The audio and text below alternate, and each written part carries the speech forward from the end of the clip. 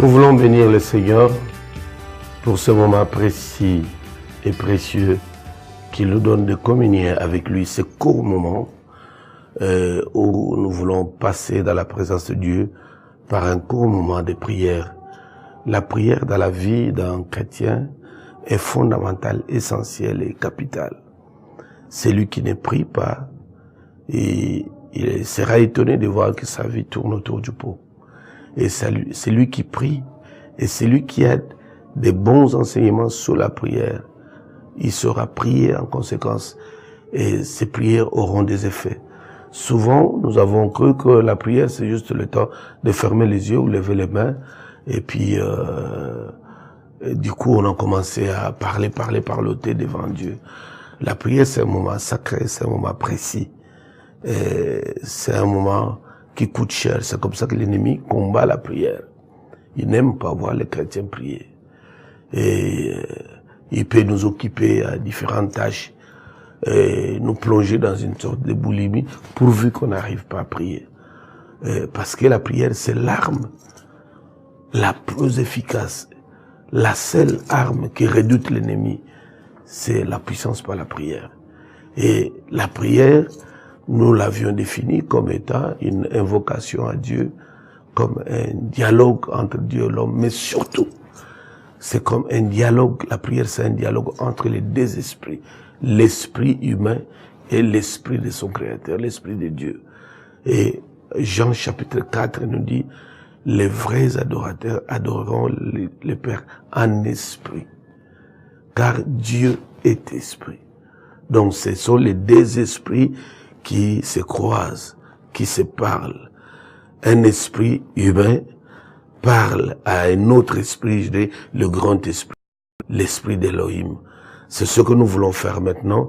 Pendant quelques minutes, tu dois apprendre à te concentrer pour que ton âme, ton esprit, ton cœur parlent ensemble à Dieu.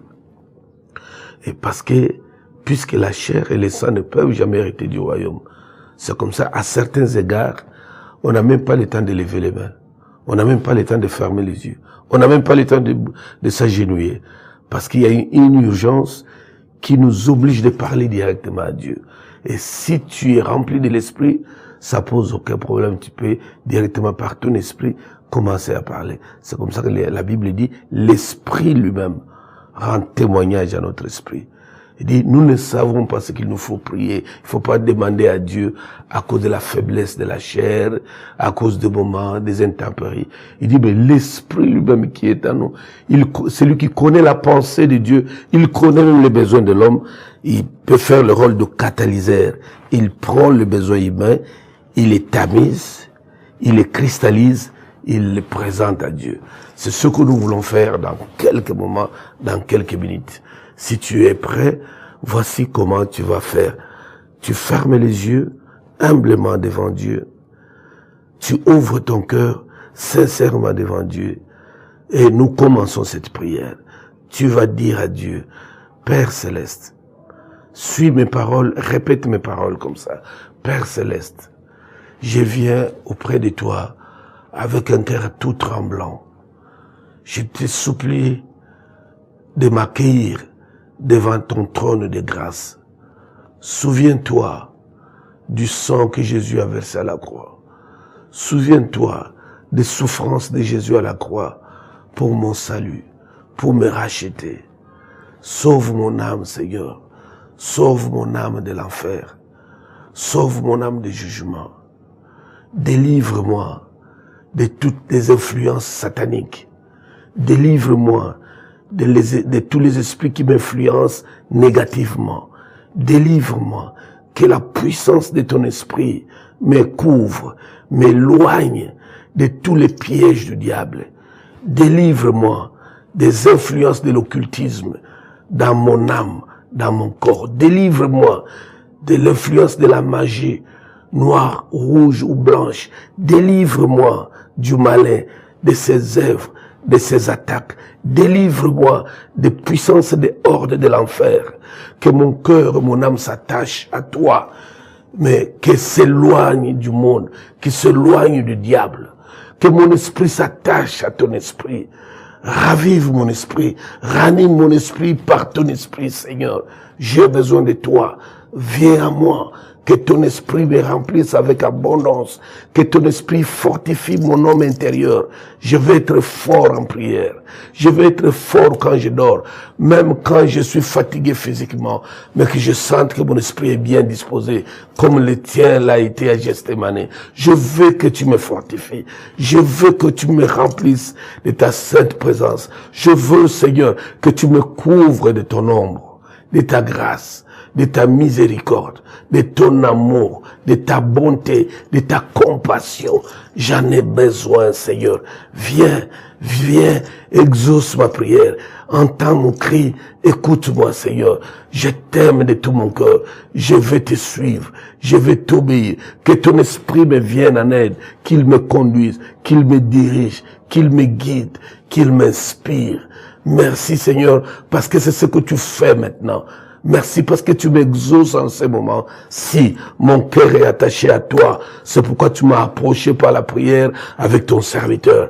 Merci Seigneur, mon cœur est attaché à toi. C'est pourquoi tu m'as approché pour que j'entende ces choses, que ton esprit m'oriente, m'approche près de ta majesté, que ta lumière éclaire mon âme et chasse les ténèbres de mon âme.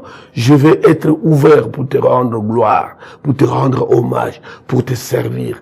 Merci Seigneur, mon Père bien-aimé, tu es Adonai Elohim, tu es mon bouclier, tu es ma forteresse, tu es ma haute retraite, tu es mon secours qui ne vient jamais en retard, tu ne manques jamais quand les choses bardent dans ma vie. J'en ai des preuves, j'en ai des témoignages, je te loue pour cela. Merci Seigneur, parce que mon esprit parle à ton esprit, mon esprit communique à l'esprit de mon Père. Béni soit ton nom. Que ton nom soit sanctifié dans mon âme, dans mon esprit. Que ton règne vienne par la plénitude du Saint-Esprit, par la manifestation des dons de l'Esprit, par la manifestation du fruit de l'Esprit à moi. Oui, que seule ta volonté s'accomplisse dans ma vie, pas la volonté des hommes, pas la volonté du diable, pas la volonté de ses agents. La tienne seule, elle est bonne, parce que tous les projets que tu as pour moi sont des projets de bonheur et de bonheur. Dans ton programme, tu n'as jamais programmé les malheurs pour moi. Et c'est pourquoi je suis fier de t'avoir comme Père, de t'avoir comme Dieu, comme Sauveur. Je t'élève, je te loue, je t'adore, je te célèbre. Parce que maintenant, tu m'as donné une occasion de parler, de m'approcher de ton trône, de te parler. Merci pour mon esprit. Merci pour mon âme que tu as couvert de ton ombre. Je te loue, mon Père. Adonai, au nom de Jésus-Christ. Amen. Amen. Amen. Amen.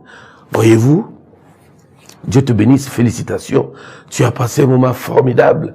C'est-à-dire que tu peux faire une puissante prière dans 1 minute. Tu peux faire une puissante prière en 1 heure. Mais tout dépend de la connexion, de la communion que tu as avec les trônes de la grâce. Des moments comme ça, c'est formidable.